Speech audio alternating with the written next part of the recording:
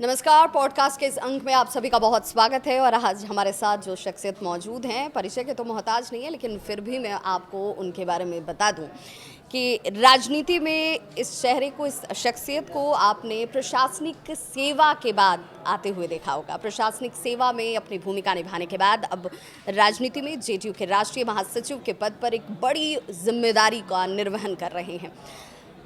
मुख्यमंत्री के अतिरिक्त सलाहकार के तौर पर इन्होंने अपनी जिम्मेदारी निभाई है। दिल्ली जैसे आईआईटी प्रतिष्ठित संस्थान से ग्रेजुएट हैं। नालंदा से आते हैं, जो कि मुख्यमंत्री नीतीश कुमार का गृह जिला है। शिक्षा और विकास की सोच रखने वाले शख्सियत का नाम है मनीष वर्मा और बहुत स्वागत है सर आपका हमारे इस पॉडकास्ट में। बहुत बहुत धन्यवाद। सबसे पहले तो चूंकि इस साल बिहार में विधानसभा के चुनाव हैं, तो सर सवाल यही कि यात्रा खूब हो रही है। आज भी जब मैं आपके साथ इस वक्त इस चर्चा में बैठी हूँ पॉडकास्ट के अंक में, तो एक यात्रा के समापन का जश्न मनाया जा रहा है ऐतिहासिक गांधी मैदान में। यात्रा वाली सियासत को आप कैसे देखते हैं? देखिए, मैं तो इसको देख रहा हूँ कि एसआईआर के संबंध में जो ये यात्रा जो निकाली गई, राहुल गांधी जी और तेजस्वी यादव जी, ये दोनों प्रधानतः इस यात्रा का नेतृत्व कर रहे थे। तो मुझे ये कहना है कि जब बिहार में उनको कोई मुद्दा नहीं बचा, जनरली कोई भी यात्रा निकाली जाती है तो जनता के मुद्दे से सरोकार रखने वाले मुद्दे जो होते हैं उस पे लोगों के ध्यान खींचने के लिए यात्राएं निकलती रही हैं, पहले भी निकलती रही हैं। और चूंकि राहुल गांधी जी वो देशव्यापी कुछ यात्रा उन्होंने की, तो उनको लगा कि और भी इस तरह की यात्राएं निकलनी चाहिए, तो बिहार में भी उन्होंने इस तरह का प्रयोग करना चाहा। लेकिन नॉर्मली क्या होता है कि जो मुद्दे होते हैं, करंट मुद्दे होते हैं, उस पर निकाली जाती है। जो जनता से, जो मुद्दे जनता के नज़र में हैं, जो जिसका एस्पिरेशन जनता से जुड़ा होता है, वैसे मुद्दों पे निकाली जाती है जिससे जनता कनेक्ट करती है उससे। लेकिन यहाँ पर जो ये वोट काटने वाली बात पर, उस पर उन्होंने इतनी बड़ी यात्रा इतने सब जिलों में जा कर के निकाली, तो मुझे लगा कि इसमें कोई जनता से कनेक्ट नहीं था। जो जनता उसे आप कैसे देखते हैं? कैसे भीड़ तो देखिए, राजनीतिक पार्टियां हैं, राजनीतिक पार्टी के समर्थक लोग होते हैं, और जब अपने कार्यकर्ताओं को भीड़ लाने के लिए कहते हैं तो भीड़ आ जाती है, ये तो सब लोग जानते हैं। और इन्होंने जो कोई भी, जब इनके पास मुद्दा नहीं बचा बिहार के विकास से संबंधित, अब एक पॉइंट पे कि वोट कट गया आपका, इस पे भड़काने के लिए इन्होंने पूरा का पूरा किया। जबकि हम जब कई ज़िलों की मैंने का भ्रमण किया, कई ज़िले गए, 5-6 ज़िले तो अभी घूम के आ रहा हूँ जहाँ पर हमारे कार्यक्रम हो रहे थे, और मैं खुद, अब मेरा भी कंसर्न था कि हमारे दल के भी हैं जो वोटर्स हैं, जो ट्रेडिशनल वोटर रहे, कहीं नाम तो उनका नहीं कट गया।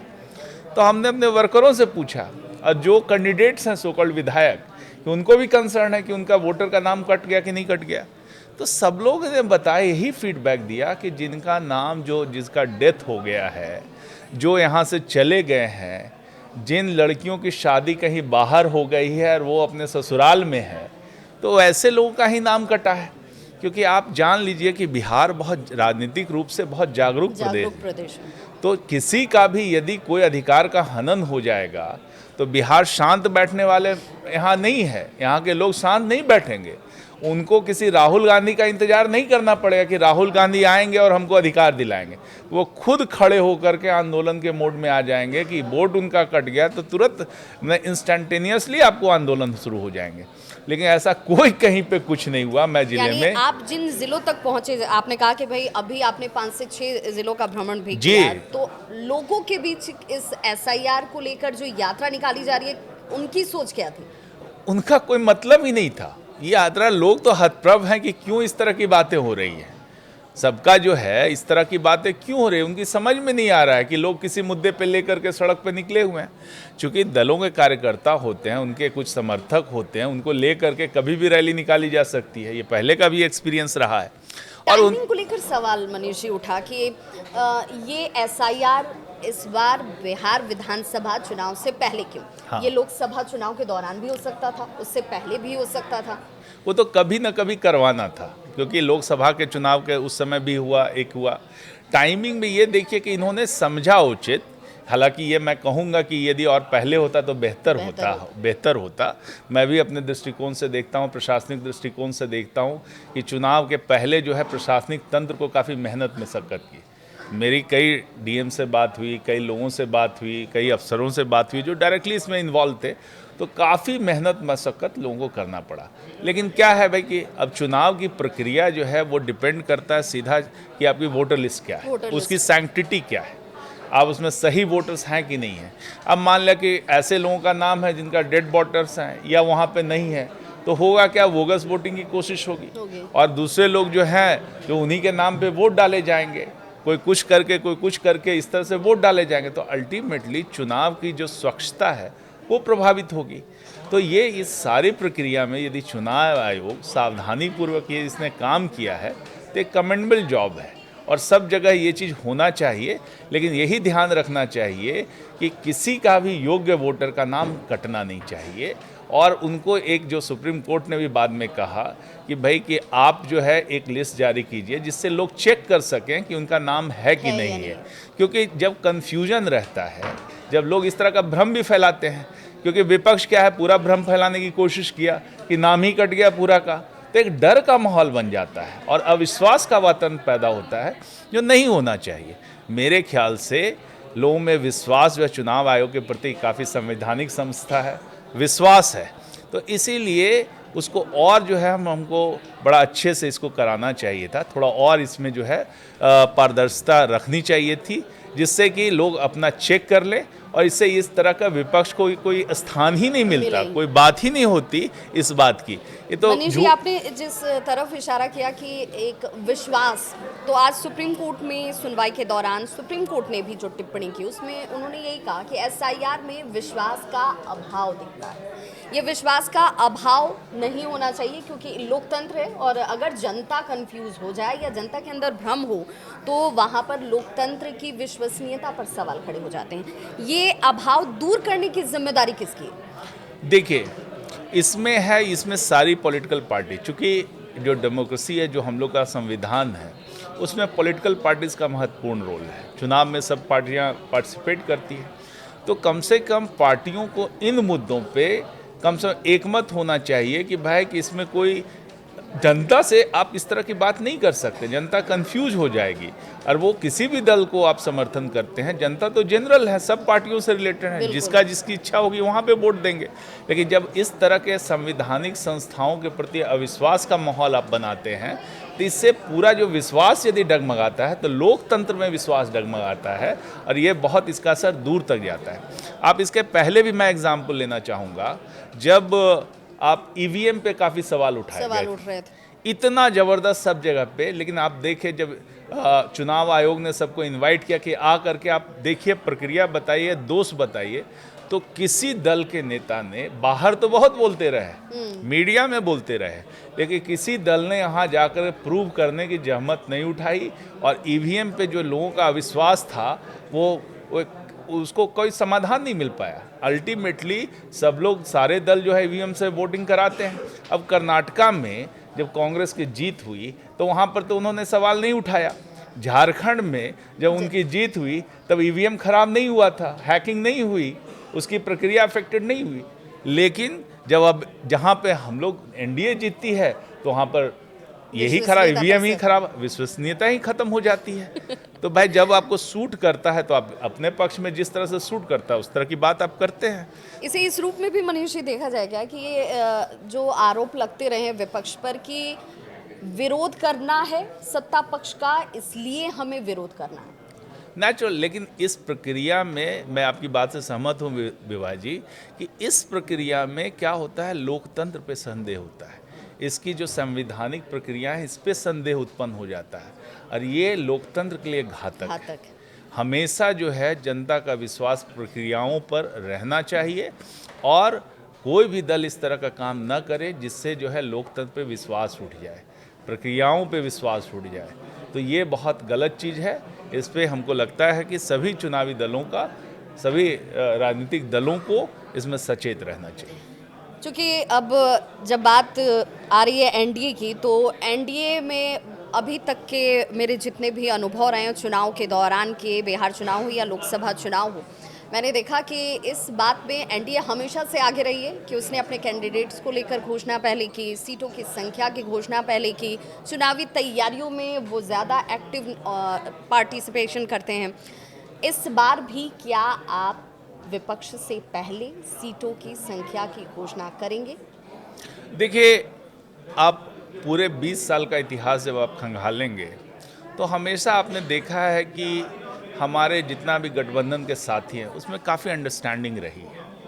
हर समय जो है चुनाव से पहले पूरी अंडरस्टैंडिंग के साथ सीटों का बंटवारा हो जाता है। कभी भी इस पे बहुत मतभेद नहीं रहा है, बहुत ज़्यादा खिंच नहीं रही है।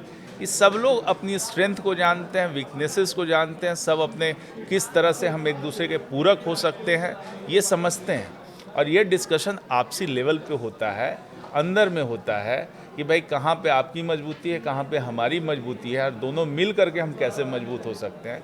इस बार तो 5 दल हम लोग साथ मिल के लड़ रहे हैं, तो सबके स्ट्रेंथ को हम कैसे करके हम एक सिनर्जाइज करें और एक मजबूती लाएं, तो इसके लिए काम हो रहा है। और मुझे लगता है कि इस बार भी पहले की तरह पूरी समझदारी के साथ, पूरी अंडरस्टैंडिंग के साथ हम लोग मिलजुल करके सीटों पे फैसला कर लेंगे और बहुत अच्छे से हम लोग मिलजुल के चुनाव लड़ेंगे। मनीष जी, चूँकि हर राजनीतिक दल अपना विस्तार चाहता है, सीटों की संख्या उसकी ज़्यादा होगी तो कैंडिडेट्स ज़्यादा उतारेंगे, जीत की संभावनाएं उन सीटों पर ज़्यादा होंगी। उस महत्वाकांक्षा से तो इनकार नहीं किया जा सकता और ये बहुत स्वाभाविक भी है राजनीतिक दलों के लिए। वैसे में आपको लगता है कि कहीं कोई परेशानी हो सकती है किसी दल को इस बात के लिए कन्विंस करने में, समझाने में कि यहाँ पर पार्टी के हित से पहले आपको गठबंधन के हित को देखना है, बिहार के हित को देखना है? नेचुरली ये आपका कहना सही है कि हर पार्टी चाहती है कि उसका विस्तार हो, लेकिन टोटल नंबर ऑफ सीट तो लिमिटेड है, वही 243 है। इसी पे सबको मिलना है और जिसकी जितनी हमारे जो स्ट्रेंथ है, हम समझते हैं एक दूसरे की स्ट्रेंथ की, कहाँ पे किसका स्ट्रेंथ है और कैसे सब स्ट्रेंथ मिल करके जो पॉजिटिव पॉइंट है कैसे जुड़ करके 1 और 11 बने। ये जो है चुनाव है फर्स्ट पास पोस्ट सिस्टम, जिसमें हमको पहुंचना है, तो जुड़ करके कैसे हम लोग रेस में आगे निकल जाएं। तो इसमें तो सबका स्ट्रेंथ जुड़ेगा तभी होगा। और इसमें जब प्रतिस्पर्धा के कारण एक दूसरे का हम जब नुकसान पहुंचाते हैं तो सबका नुकसान होता है और बिहार का नुकसान होता है। तो इसीलिए हमको लगता है कि दलों में सब में समझदारी है और जो नेतृत्व है दलों का वो बहुत मैच्योर नेतृत्व है। कब तक कोई एक डेडलाइन तो होगी, क्योंकि अब तो बहुत ज़्यादा वक्त बचा नहीं है। बता नहीं तो हो जाएगा, सब चल रही प्रक्रियाएं।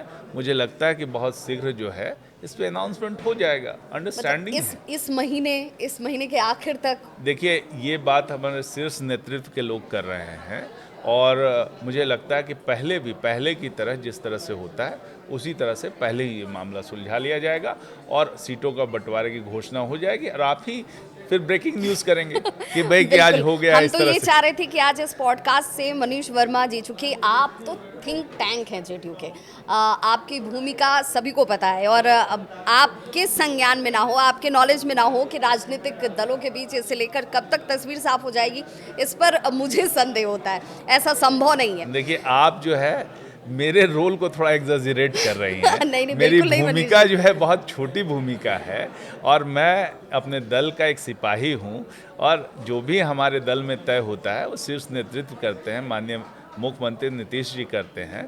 तो जो वहाँ पर शीर्ष नेतृत्व में और सभी जो सीनियर लीडर्स हैं वो सब तय करते हैं। तो मुझे लगता है कि पहले भी हुआ है और इस बार भी इस मंथ में हो जाएगा, ये मैं कह नहीं पाऊंगा आपसे या कोई भी शेयर करने की स्थिति में नहीं रहूँगा, लेकिन मैं इतना ज़रूर कहूँगा कि सबके बीच में बहुत अच्छी अंडरस्टैंडिंग है और इसका परिणाम है कि अभी हम लोग विधानसभा वाइज 5 दलों के नेता विभिन्न विधानसभाओं में जा रहे हैं और लोगों से संवाद कर रहे हैं। सारे कार्यकर्ता, 5 दलों के कार्यकर्ता एक साथ बैठ करके ये तय कर रहे हैं कि वैसे कैसे काम हुआ है, सिनर्जाइज कैसे करना है, कैसे कोऑर्डिनेशन होना है, इस पे काम चल रहा है। तो मुझे लगता है कि जिस तरह का काम हम लोग कर रहे हैं मिलजुल कर, इसका असर आपको चुनाव के परिणाम में दिखेगा। चलिए, हम इंतज़ार करेंगे कि वो सीटों की संख्या कब तक सामने आती है। एनडीए के तौर पर बतौर मुख्यमंत्री नीतीश कुमार को लेकर तेजस्वी यादव इन दिनों बहुत ज़्यादा आक्रामक नजर आते हैं। तेजस्वी यादव कह रहे हैं कि भाई मुद्दों की चोरी कर ली गई, जितने विज़न हमारे थे, जितनी सोच हमारी थी बिहार की जनता के लिए, उन सारे सोच को, विज़न को चोरी कर नीतीश कुमार लागू कर रहे हैं। ये बहुत ही हास्यास्पद चीज़ है जब तेजस्वी यादव ये क्लेम करते हैं कि उनका विज़न है, उन्होंने क्या क्या नहीं बिहार के लिए सोचा है। अब बताएं कि उनका कौन सा विज़न है। जो बिजली की बात कर रहे हैं आप, बिजली की बात तो मुफ्त बिजली की बात दिल्ली में हुई थी और कई प्रदेशों में मुफ्त बिजली की बात हुई है। उन्होंने कहा कि उनके दबाव का नतीजा है कि शिक्षकों की इतनी बड़े पैमाने पर नियुक्ति हो रही है। ये तो भाई उनकी अंडरस्टैंडिंग आप समझिए।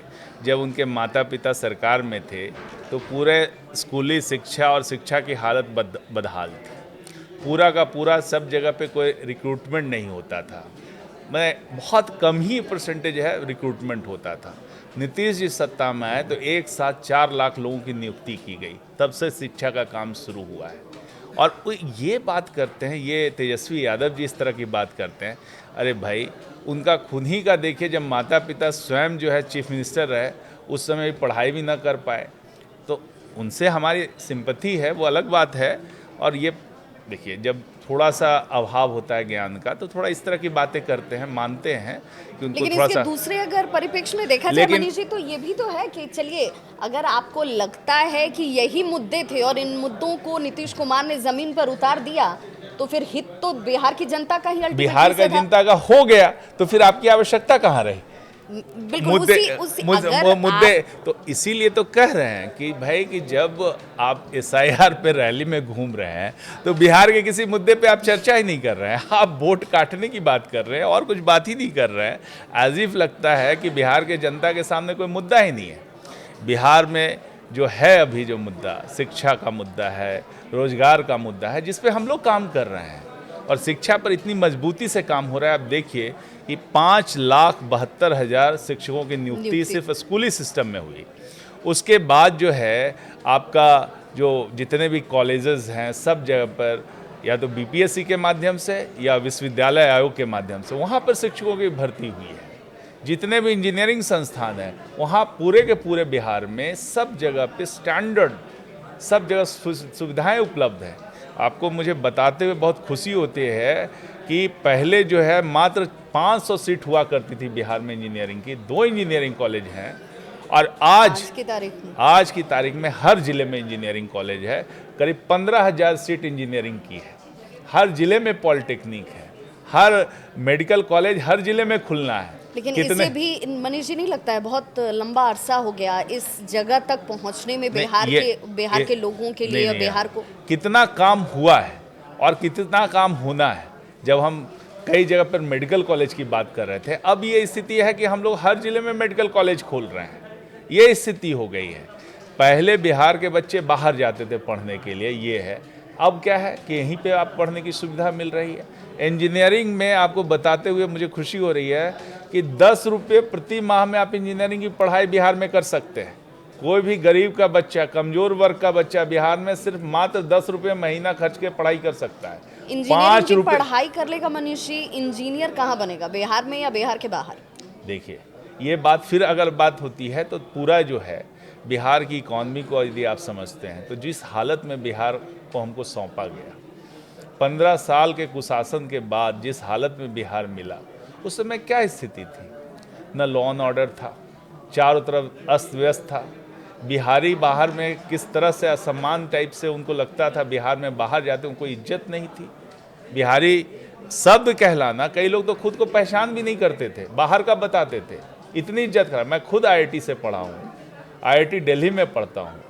उस समय किस तरह का अपमान झेलना पड़ता था मुझे मालूम है। तो किस तरह की उस समय व्यवस्था उन्होंने बना के रखी थी। पूरा बिहार बदनाम था, लॉ एंड ऑर्डर नहीं था, लोग पलायन कर रहे थे बाहर की तरफ कि बहुत जो व्यवसायी हैं, डॉक्टर्स हैं, प्रोफेशनल हैं, वो बाहर छोड़ के चले गए क्योंकि जान की सुरक्षा नहीं थी। जब नीतीश कुमार आए तो उनको कितना का बजट, 24,000 करोड़ का बजट मिला था। क्या स्थिति थी? GSDP उस समय मात्र 1 लाख करोड़ था। और जब बिहार का उन्होंने संभाला, एक एक चीज, पूरा गड्ढे में बिहार को रखा था उन्होंने, अंधेरे में रखा था। आज तो इस बात का जवाब मनीष वर्मा दे सकते हैं कि आज जब इंजीनियरिंग कॉलेज खुल रहे हैं, मेडिकल कॉलेज खुल रहे हैं, बच्चों को एजुकेशन उस लेवल की मिल रही है जिसके लिए वो इच्छुक थे कि भाई हमें बाहर जाकर के अपने बच्चों को मोटी रकम खर्च करके ना पढ़ाना पड़े, बिहार में ही उस स्तर की शिक्षा उन्हें मिल जाए, तो अब वो पलायन वाली समस्या से बिहार के लोगों को मुक्ति मिल जाएगी। देखिए, पलायन को समझना होगा कि पलायन है क्या। पलायन बहुत इजीली कहता है कि आज के दिन में पलायन हो रहा है, लेकिन पलायन एक क्यूमुलेटिव समस्या है और इस पलायन को आप विकास से जोड़ना पड़ेगा। पलायन क्यों होता है? यहाँ पर लोगों को जितने हमारे लोग डिमांड कर रहे हैं लोग जॉब, वहाँ पर ये इकोनॉमी उसको सस्टेन नहीं कर पा रही है, उसको जॉब क्रिएट नहीं कर पा रही है। तो असली बात है यहाँ पर विकास की कमी। पलायन कोई चीज़ ऐसा नहीं है कि लोग जा रहे हैं, लोग जा रहे हैं बेहतर अपॉर्चुनिटी के लिए। यदि उनको लगता है कि कहीं पे बेहतर अपॉर्चुनिटी मिल रही है तो अपना जीवन को, कोई भी व्यक्ति आज देखिए गुजरात से भी पलायन हो रहा है, पंजाब से भी पलायन हो रहा है, केरला से पलायन हो रहा है। उनको यदि बेहतर अपॉर्चुनिटी मिलती है तो कोई यूएस जा रहा है, कोई गल्फ कंट्री जा रहा है, तरह तरह के लोग कनाडा जा रहे हैं। मनीष जी, बेहतर अपॉर्चुनिटीज के लिए बाहर जाना और अपनी जगह पर अपॉर्चुनिटी का क्रिएशन ना हो पाना, नहीं, यही अब दोनों की बात मैं कर रहा हूँ कि पलायन का मुद्दा है विकास से संबंधित है। बिहार का जो आप लीजिएगा हिस्टोरिकल डेटा, तो 1942 के समय बिहार चौथे स्थान की इकॉनमी थी, लेकिन 1968-70 तक जाते जाते बिहार का स्थान 16वां हो गया जीएसडीपी के। तो जो डिक्लाइन हुआ है over a period of time हुआ है, और डिक्लाइन में एक सरकारें नहीं कई सरकारें जिम्मेदार हैं। जो कांग्रेस की सरकार जो है आज जो मुद्दा उठा रही है, 52 में उनकी सरकार आई, उन्होंने बिहार के साथ क्या किया? पहला काम 52 में उन्होंने किया कि भाड़ा समानीकरण का नीति लागू किया। भाड़ा समानीकरण नीति के पहले टाटा ने वहाँ पे जमशेदपुर में इन्वेस्ट किया, वहाँ पे स्टील की फैक्ट्री बनी, वही स्टील की फैक्ट्री रह गई, और बाकी भी जितने भी इन्वेस्टमेंट हुए वो गवर्नमेंट के पीएसयू के इन्वेस्टमेंट हुए। उसके बाद इन्वेस्टमेंट होना बिहार में बंद हो गया, उड़ीसा में इन्वेस्टमेंट होना बंद हो गया। उन्होंने इस तरह की पॉलिसी लाई, इतना डिग्रेडिंग पॉलिसी लाई जो टोटली इकोनॉमिक्स के समझ से परे है। इकोनॉमिक्स में कहता है कि जहाँ पे जो एडवांटेज है, लोकल एडवांटेज है, उसी के अनुसार इंडस्ट्री लगेगी। बिहार में छोटा नागपुर में सब तरह के मिनरल थे, कोयला था, आयरन था, बॉक्साइट था, क्या नहीं था यहाँ? सब कुछ था यहाँ पे। लेकिन इंडस्ट्री कहाँ लगी? वेस्ट कोस्ट में लगी, इंडस्ट्री साउथ में लगी, गुजरात में लगी, महाराष्ट्र में लगी, आंध्रा में लगी, तमिलनाडु में। क्यों लगी? इसको समझना होगा, क्योंकि एडवांटेज के रूप में देखे कोई और कंट्री होता तो बिहार में लगती, उड़ीसा में लगती, झारखंड में लगती, लेकिन उस समय जो सारी इंडस्ट्री है वो लगी वेस्ट कोस्ट में, क्योंकि आपको जो कच्चा माल है जिसके कारण आपको एडवांटेज है। कांग्रेस को जो सूट कर रहा था, हाँ, यूपीए की सरकार को जो सूट कर रहा था, वहां पर डेवलपमेंट जानबूझ के कराया गया, बिहार को छोड़ दिया गया। तो ये जो सिस्टमैटिक जो है लूट, एक तरह से कहेंगे कि बिहार के खनिजों को लूट हुई, और जो बिहार के लोगों को जो मिलना चाहिए था वो मिला नहीं इतने वर्षों तक। और जा करके आप 1992 में जब लिबरलाइजेशन आता है तब जा करके आप पॉलिसी हटाते हैं, तब तक तो खेल ही पलट चुका था। तो बिहार के साथ जो नाइंसाफी इतने सालों तक होती रही, इतने लोगों ने उसका भरपाई अभी नीतीश कुमार अभी जो हम बात कर रहे हैं, अब तो भरपाई कहाँ हुई है। जब हम कहते हैं कि भाई विशेष राज्य का दर्जा की बात करते हैं या स्पेशल असिस्टेंस की बात करते हैं, तो ये तो आपको समझना होगा, ये हक है बिहार के लोगों का कि बिहार के लोग इतना दिन तक सफ़र किए। आप इन्वेस्टमेंट यहाँ पे हुआ नहीं, आपका जो प्राइवेट सेक्टर में वो इन्वेस्टमेंट जीरो हो गया, आपका जो पब्लिक सेक्टर में इन्वेस्टमेंट है, जितना अन्य राज्यों में इन्वेस्टमेंट हुआ उसका एक फ्रैक्शन हुआ बिहार में इन्वेस्टमेंट। तो ना पब्लिक इन्वेस्टमेंट हुआ ना प्राइवेट इन्वेस्टमेंट हुआ, तो ग्रोथ होगा कैसे? ग्रोथ तो इसीलिए तो मनीष जी मैंने ये पूछा कि अब इतिहास में क्या हुआ, इसकी चर्चा नहीं कर। अब देखिए जो नीतीश कुमार ने किया है, अब क्या बिहार के लोग ये बात कह पाएंगे आने वाले वक्त में ही? क्योंकि अब आज नींव डाली गई है तो मकान बनने में वक्त लगता है। तो अब ये लोग कह सकते हैं कि भाई हमारे लिए अपॉर्चुनिटीज़ यहाँ पर क्रिएट होंगी, इच्छा के साथ कहीं और जाकर काम करना, ये आपकी स्वतंत्रता है। जी, एकदम जब आप देखेंगे सारी चीज़ों जो कवायद चल रही है, पिछले कुछ सालों से जो कवायद चल रही है कि इस तरह की पॉलिसी लाई जा रही है कि जिससे जो रोज़गार का सृजन बिहार में हो। आप देखिए कि पूरा का पूरा जो आप स्टडी कीजिएगा, पिछली बार 2024 में एक बिज़नेस कनेक्ट हुआ था, बिहार बिज़नेस कनेक्ट, उसमें 1,83,000 करोड़ के इन्वेस्टमेंट के प्रपोजल आए और आपको बताते हुए खुशी हुई कि 80,000 करोड़ से ज़्यादा का इन्वेस्टमेंट उसमें मटेरियलाइज कर रहा है, ग्राउंडिंग हो रही है प्रोजेक्ट की। तो जो कि आप देखिए पहले बिहार को समझिए कि जब बिहार हमको मिला तो उसमें ना रोड है, ना बिजली है, ना शिक्षा है, ना लॉ एंड ऑर्डर है। बेसिक इंफ्रास्ट्रक्चर बनाने में अब बताइए कि आपको कितने हज़ार करोड़ इसमें इन्वेस्ट हुआ। बिहार के पास रिसोर्सेज नहीं है, और रिसोर्सेज नहीं है और उसके बाद बिना रिसोर्स का कैसे हम प्रायोरिटाइज करके शिक्षा को भी आगे ले जा रहे हैं, जो सामाजिक सुरक्षा है उसको भी बढ़ा रहे हैं, जो हम लोग का एजुकेशन है, हेल्थ है, इस पर ध्यान दिया जा रहा है, साथ में सड़कें बनाई जा रही है, बिजली की व्यवस्था की है, लाखों करोड़ रुपया इसमें इन्वेस्ट हुआ। और ये एक दिन का काम नहीं है। जब सब कुछ हो गया, आपके पास सड़क है, बिजली है, लॉ एंड ऑर्डर है, तभी तो आप इंडस्ट्री जाएगी कैसे भाई? इंडस्ट्री लाने के लिए आप कह दीजिए कि जहाँ पर बिजली नहीं है, जहाँ पे सारी चीज़ें जनरेटर पे चलती थी, तो जनरेटर पे कोई इंडस्ट्री चलती है। लेकिन बिहार के साथ दुर्भाग्य है कि जिस समय बहुत साल तक बिहार को अंधेरे में रखा गया, नीतीश कुमार जी ने जो प्रॉमिस किया उन्होंने कि हम बिहार की बिजली की स्थिति में सुधार लाएंगे, और सुधार नहीं ला पाए तो वोट मांगने नहीं जाएंगे। इन्होंने जो प्रॉमिस किया वो जमीन पे उतारा। 3 साल में बिहार में जो देखिए कि क्या बिजली की स्थिति में सुधार आया। 2018 अक्टूबर में हम लोगों ने हर घर तक बिजली पहुंचा दी, अभूतपूर्व काम हुआ और सारे देश ने इसका अनुकरण किया। और इसका इस तरह से जो है नल का जल का हो गया, गांव में जो इंफ्रास्ट्रक्चर की बात हुई, सब तरह से हुआ, तो एक माहौल बन गया है। अब देखिए 16 इथेनॉल की फैक्ट्री लगी चारों तरफ बिहार में। आप देखिए सीमेंट की फैक्ट्री 2 जगह शुरू हो गई है। एपरेल का फैक्ट्री मुजफ्फरपुर और बिहटा में शुरू हो गया है। लेदर की फैक्ट्री आपका नवानगर जो है हम लोग का बक्सर में, उसमें कोका कोला का प्लांट, पेप्सी का प्लांट, 1200 करोड़ का इन्वेस्टमेंट है। इस तरह से पूरा का पूरा इन्वेस्टमेंट। गया में देखिए एक बड़ा सा हम लोग का कॉरिडोर बन रहा है, जो फ्रेट कॉरिडोर पे हम लोग का इंडस्ट्रियल पार्क बन रहा है। इतनी ज़्यादा संभावनाएं क्रिएट कर रहे हैं। लैंड बैंक बनाया जा रहा है हर जिले में, एक्सप्रेसवे के बगल में, ताकि जो है हम उसको अब एक देश में पहला बिहार ऐसा राज्य है जो फ्री कॉस्ट पे लैंड ऑफर कर रहा है इंडस्ट्री। बिल्कुल, ये है नई पॉलिसी आई है। आप देखिए कि one of the most lucrative, most progressive policy है बिहार की अभी। और इससे क्या होगा? इससे है जो हम लोगों ने जो बेस तैयार किया, फाउंडेशन, आधारभूत संरचनाओं का जो फाउंडेशन रखा, इस पे एक बुलंद इमारत बनेगी। ये इमारत बनेगी तो बिहार के बच्चों को रोजगार मिलेगा। और नीतीश जी ऐसे नहीं बोल रहे हैं, एनडीए सरकार ऐसे नहीं बोल रही कि हम 1 करोड़ रोजगार सृजित करेंगे। पिछली बार 20 लाख का प्रॉमिस किया, 20 लाख को एक्सीड किया है नौकरी में और रोजगार में। और इस बार जब हम 1 करोड़ की बात कर रहे हैं तो नीतीश कुमार जी के बात का भरोसा रखिए, वो 1 करोड़ से भी ज़्यादा एक्सीड करेंगे। ये आपको मैं बात कहता हूँ इसमें। चलिए, नीतीश कुमार जो प्रॉमिस करते हैं उसको निभाते हैं। बिहार की जनता इस बात को सहर्ष स्वीकार करती है। हमने बिहार को बदलते हुए देखा है, सड़क, बिजली, पानी, और आज जहां तक बिहार पहुंचा है। बिहार 2005 से पहले कैसा था सभी को पता है। लेकिन नीतीश कुमार 2025 के इस चुनाव में अगुवाई कर रहे हैं, लेकिन नीतीश कुमार की अगुवाई आगे भी जारी रहेगी। डेफिनेटली जितने भी हमारे घटक दल के नेता हैं, सभी ने ये घोषणा की है चुनाव जो है नीतीश कुमार जी के नेतृत्व में लड़ा जाएगा। और सबने भी इस बात के फिर कहा है कि भाई मुख्यमंत्री नीतीश कुमार जी होंगे। ये सभी दलों ने कहा है।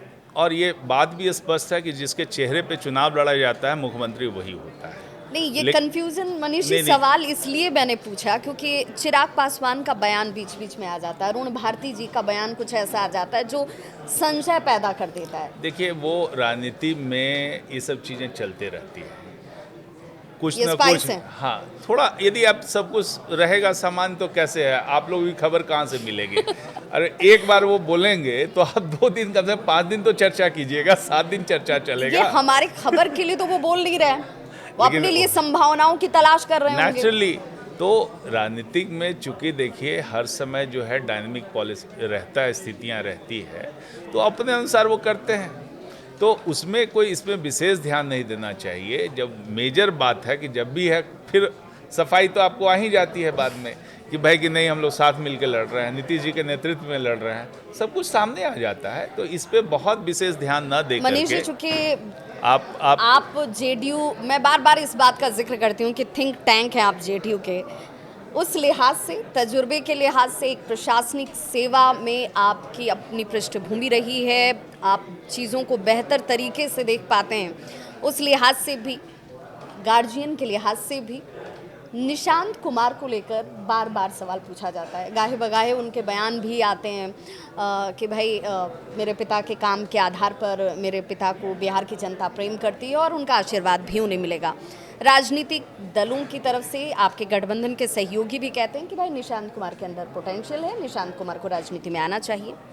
मैं आपसे जानना चाहती हूँ, क्या निशांत कुमार राजनीति में आ रहे हैं या आ सकते हैं, इसकी संभावना? देखिए, निशांत जी का जो व्यक्तित्व है, मैं बहुत पहले से उनको जानता हूँ। बड़े सौम्य स्वभाव के हैं, पढ़े लिखे हैं, इंजीनियर हैं और काफ़ी प्रॉमिसिंग हैं, युवा हैं। तो आप राजनीति, बिहार की राजनीति में देखिए तो इस तरह के व्यक्तियों की आवश्यकता है। राजनीति में हमेशा जो है फ्रेश ब्लड आना चाहिए और जिससे राजनीति एक अच्छे स्तर पे जाए, इसके लिए बात होनी चाहिए।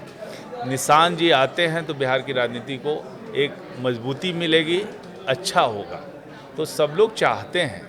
लेकिन निशांत जी कब आएंगे, कैसे आएंगे, क्यों आएंगे? मनीष वर्मा चाहते हैं कि निशांत राजनीति क्यों नहीं में चाहते हैं भाई? हम लोग, सब लोग चाहते हैं कि भाई आए। लेकिन ये जो है किसी व्यक्ति का, मैं भी जब राजनीति में आया तो किसी के कहने से थोड़ा ना आया कि कोई चर्चा हो रही थी इसलिए आया। मैं तो आया, मेरी इच्छा हुई तब आया। तो जब उनकी इच्छा है, नहीं, आप नीतीश कुमार के बहुत करीबी हैं। नहीं, उनकी भावना तो आप बेहतर समझते होंगे। मैं अच्छे से समझता हूँ। और जब भी जो है दल को लगेगा या नीतीश कुमार जी का जब ये होगा या फिर निशांत जी की, जब सबसे प्रधान भूमिका जिसको आना है उसको है। यदि वो खुद तय करेंगे कि किस समय आएंगे, कैसे आएंगे, किस प्रक्रिया के माध्यम से आएंगे, आते हैं तो बिहार की राजनीति में उनका योगदान रहेगा, अच्छी बात होगी। और इसमें बहुत ज़्यादा जो है इस पर चर्चा करके, हालांकि चर्चाएं बहुत होती रही हैं, हर समय कोई ना कोई चर्चा होती है, कोई छेड़ता है। देखिए, विपक्ष सवाल करे तो एक बात समझ में आती है, हाँ। लेकिन अगर सत्ता पक्ष के अंदर से, खुद पार्टी के अंदर से अगर नेता कहने लगे कि नहीं भाई, ये कार्यकर्ताओं की इच्छा है, उनकी महत्वाकांक्षा है कि भाई निशांत कुमार को राजनीति में आना चाहिए, तब तो सवाल लाजमी हो जाते हैं। लाजमी क्या, इसमें जो है कार्यकर्ताओं की इच्छा भी रहती है, जरूरी है कि लोग चाहते हैं, कई उनके प्रशंसक हैं जो चाहते हैं। लेकिन सबको यही कहना है मेरा कि भाई कि जब निशांत जी की जब इच्छा होगी तो उनको कोई ताकत है राजनीति में आने से रोक नहीं सकेगा और बहुत अच्छे से बिहार की राजनीति को मजबूती प्रदान करेंगे। मनीष वर्मा चुनाव लड़ेंगे इस बार? देखिए, आप अपने बारे में तो आपकी इच्छा, आपकी महत्वाकांक्षा, चेष्टा सब आपको तो पता होगी, इसके लिए तो किसी से परमिशन की ज़रूरत नहीं है, उससे पूछने की ज़रूरत नहीं है। नहीं, एकदम है। मैं एक राजनीतिक दल का सिपाही हूँ, एक छोटा कार्यकर्ता हूँ और मैं चुनाव लड़ूंगा कि नहीं लड़ूंगा इसका डिसीजन पार्टी कमान के जो हैं पार्टी में हमारे आपकी इच्छा क्या? नहीं, जो सीनियर है उनकी इच्छा है। यदि उनको लगेगा कि मनीष वर्मा का यूटिलाइजेशन एक चुनाव लड़ने में बेहतर हो सकता है तो लड़ाएंगे। यदि उनको लगता है कि नहीं, इनका उपयोग कहीं और हो सकता है, वहाँ रखेंगे। ये तो हमारे दल के जो सीनियर नेता हैं, जो हमारे दल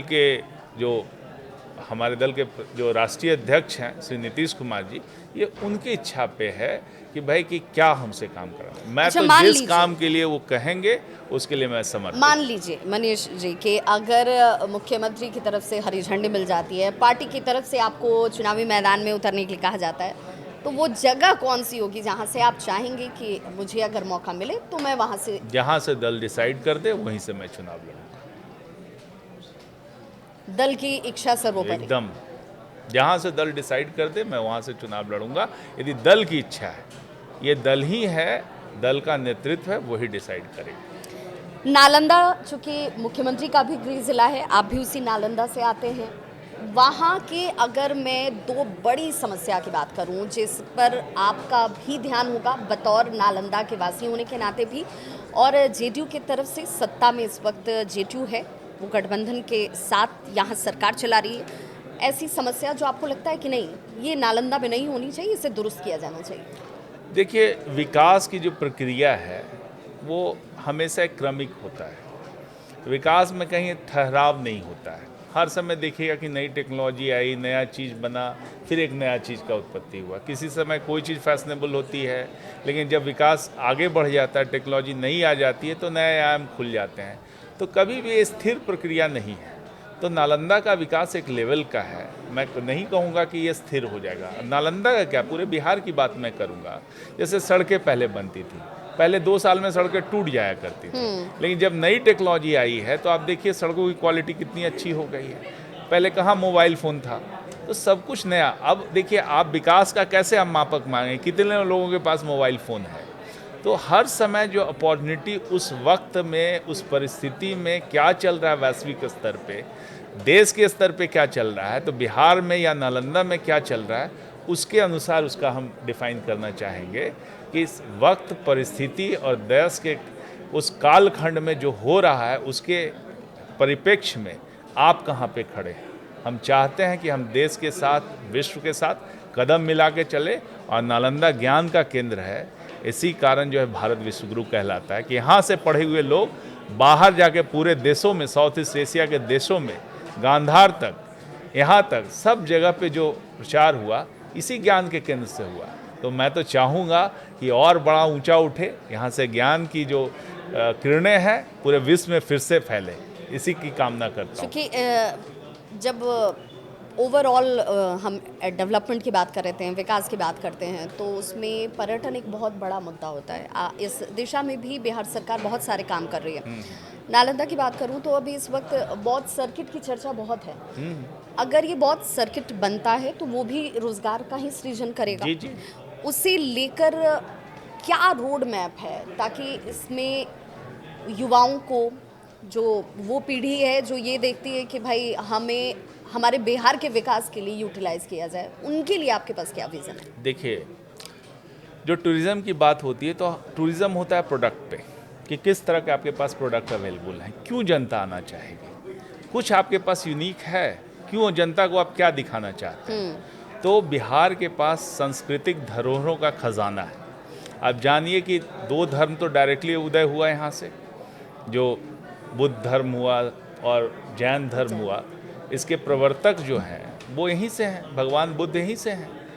तो उनका जो ज्ञान प्राप्ति का जगह है, चाहे बोध गया कह लें, और कई सारे जो स्तूप्स हैं, नालंदा है, सब तो जुड़े हुए हैं। राजगीर है, राजगीर में भगवान बुद्ध रहा करते थे, 7 साल उन्होंने प्रवास किया है। तो सारे जो इस तरह के जगह हैं, आप देखिएगा कि हमारी सरकार ने हर ऐसी जगह पे इन्वेस्टमेंट किया है। राजगीर का आप देखें तो कितना ज़्यादा इन्वेस्टमेंट हुआ, बोध गया का डेवलपमेंट तो कितना जगह, कितना बढ़िया इन्वेस्टमेंट हुआ। अब वैशाली का देखिए, वैशाली ऐसा पहला गणराज्य था, पहला ऐसा था जहाँ पर बौद्ध महिला बौद्ध भिक्षुओं को जगह मिले, बौद्ध भिक्षुणी कहते हैं जिसको, उसको पहली बार संघ में एंट्री वैशाली में मिली है। और उसके नाम पे वहाँ पर जो आज जो एक पार्क, बुद्ध सम्यक दर्शन संग्रहालय जो बना है, आप देखिए यूनिक संग्रहालय बना है। और वहाँ पर एक मड स्तूपा हुआ करता था, उस मड स्तूपा में बुद्ध के रिलिक्स थे, उस रिलिक्स को यहाँ पे रखा गया है। अब देखिए कितना बड़ा चीज़ ये बना है, 72 एकड़ में करीब 500 करोड़ की लागत से इस तरह का काम हुआ है, जो अद्भुत है। और वहाँ पर फिर जो है किस तरह से होटल्स आएंगे, किस तरह से अदर फैसिलिटी आएगी, इसकी व्यवस्था हो रही है। गया में देखिए सरकार ने खुद ही 5 स्टार होटल एक बनाया है, हैंडओवर किया है, और कई जो है 5 स्टार होटल बनाने की कोशिश हो रही है। तो हर तरह से जहाँ भी देखें, इको टूरिज़्म की बात लें तो आप देखिए वहाँ पर पश्चिम चंपारण में जो हम लोग का वहाँ पर जो टाइगर रिजर्व है, वहाँ पे वाल्मीकि टाइगर रिजर्व, उसमें कितना इन्वेस्टमेंट हुआ है। वहाँ पर हम लोग ने इंफ्रास्ट्रक्चर डेवलप किया है, बड़ी संख्या में लोग जा रहे हैं। तो इस तरह से जितना भी अपॉर्चुनिटी है। और अभी देखिए जो सीतामढ़ी की बात करें, अभी कुछ दिन पहले ही माता जानकी के नाम पे पुनौरा धाम में कितना बड़ा इन्वेस्टमेंट हुआ है। और कितना किस तरह की परिकल्पना है। परिकल्पना ये है कि भाई कि वहाँ से जब अयोध्या की बात करें तो वहाँ से आए माता जानकी के जगह पे तो इस तरह से पूरा रोड भी बन रहा है, पूरा सर्किट बन रहा है, रामायण सर्किट है, तो बिहार तो उसका भी पार्ट है, सिख टूरिज्म का भी पार्ट है। आप देखिए गुरु गोविंद सिंह पटना में उनका ये हुआ, गुरु नानक राजगीर में आए थे, उनके नाम से नानक जी के नाम से, गुरु नानक के नाम से वहाँ पर एक गुरुद्वारा का निर्माण कराया गया है। तो हर तरह से देखिए कि बिहार में किस तरह से हम लोग टूरिज़्म को डेवलप कर पाएँ, इको टूरिज़्म को कैसे डेवलप पाएँ। हमारे पास सांस्कृतिक धरोहर का खजाना है, अभी कुछ ही % हुआ है और ये प्रक्रिया बहुत तेज की गई है, इससे काफ़ी रोजगार का विलंब हुआ क्या आपको लगता है? नहीं, देखिए क्या होता है कि आप डेवलपमेंट की प्रक्रिया को समझें तो आपके पास एक लिमिटेड रिसोर्स होता है।